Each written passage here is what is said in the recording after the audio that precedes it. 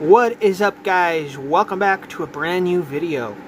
Anyway, it is the Muddy Puddle Squad here, and today I'm going to be making a video talking about Zaro Aga, who is a super centenarian, or more precisely a longevity claimant.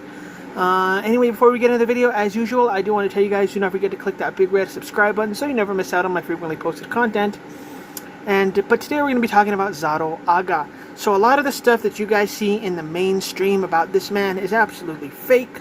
One thing about his age is that his age is absolutely fake. But I'm going to be going into more detail because a lot of people will be reading about this case on Wikipedia or other mainstream websites, and they're going to be thinking that all the information that they have is correct. Well, let me tell you something. It's not. So that's why I am here to talk about it and tell you guys the correct information on this man. So, right here, to me, in my opinion, I don't fully believe this. As it says here, he claims to have been born 16 February 1764, and he died on June 29, 1934, allegedly aged 170 years and 133 days. Now, I'm going to tell you guys something right now. This is absolutely false. And I'm pretty sure it's false. I have never, ever actually seen where he personally himself claims to have been born February 16th, 1764. So I have actually got a book from 1929 that details this man's life, and he did not claim to be born in 1764.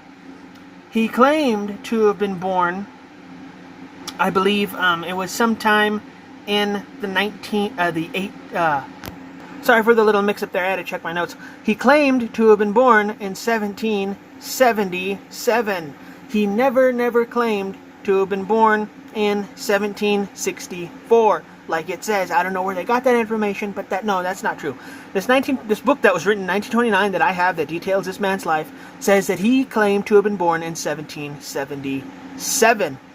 And it even has a copy of his marriage certificate from the 1920s that has his claimed age on there. I don't remember the exact month and day, but it was not 1764, and he did not claim to be 170 when he died either. I have a copy of this man's marriage certificate, and that is not at all what it says. So I don't know where that comes from. I don't know who's the one that put that on there.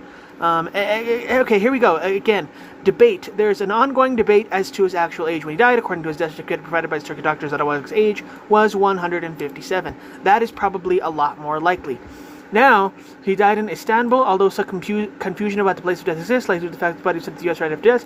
However, an investigative report published by Walter Bowerman in 1939 indicated that Zaro Aga was around 97, not 157. So, that also right there, I'm going to tell you guys right there, that is also false. That never actually happened. So this guy, this doctor, Walter Bowerman, actually did claim that part's true. He claimed that Zaro Aga was more likely around 97. But it has never actually been proven that he was around 97 when he died. That has never been proven because Walter Bowerman, this doctor, said that by doing some DNA tests, and this is the original source that I got it from, by doing way back a long time ago. This is where I got this source from a paper that was written. I think it was like in the 1940s, 1930, probably close to that year right there. But this source says that Dr. Walter Bowerman claimed to have this technology and that did DNA testing that proved he was around 97 when he died. But that is false. No such technology existed back then. And how do I know that? Because in 2006, when longevity claimant Benito Martinez Abrogan of Cuba died, the Cuban government said that they had that technology that allowed them to do DNA testing to determine that Benito Martinez Abrogan was at least 119 when he died, but that was later proven false, as no technology at that time existed. I'm pretty sure no technology like that even exists nowadays as of 2024, but if it did not exist in 2006, obviously it did not exist in 1939. And this man right here, Walter Bowerman, even confessed later on that he made it up. He made it up. He said he was, the way he figured that out is he kind of looked like he was about 60 years younger. He moved like he was about 60 years younger. So he probably was 60 years younger, which is obviously a very, very bad... I mean, I can see where he's going, but that's a very, very bad guess to make by that evidence. I mean, there's no such evidence. He made this up. It is made up. It does not exist. It never existed. There's never been, to my knowledge, there's never been a birth certificate for Zaro Aga. But what we do know is that he probably wasn't 97, and he absolutely definitely was not over 150 years old. Here we go. During his lifetime, surgeons treating Aga for an internal complaint examined x-rays of his bones and cast doubt on his claimed age, suggesting he was not more than 120 years old. Okay. So, yeah, so there's some stuff about him that you probably did not know. And what I wanted to add to this video before ending it is just going to tell you how old I personally think he was. I personally think that he was probably in his hundreds somewhere, between 100 and 109, but probably not a super centenarian like he said he was.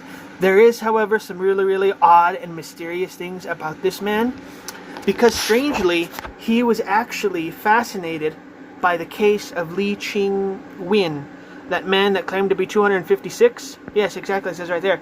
He himself refused to believe the claims of a man in China who said to be 252 years old, who was Li Ching-win, or Yuan, however you pronounce his name.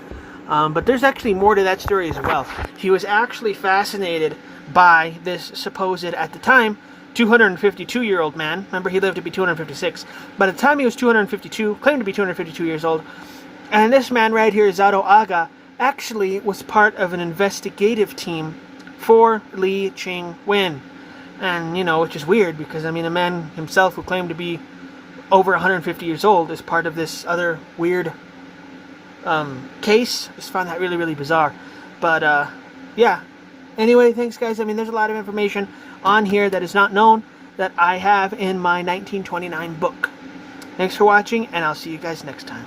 Goodbye.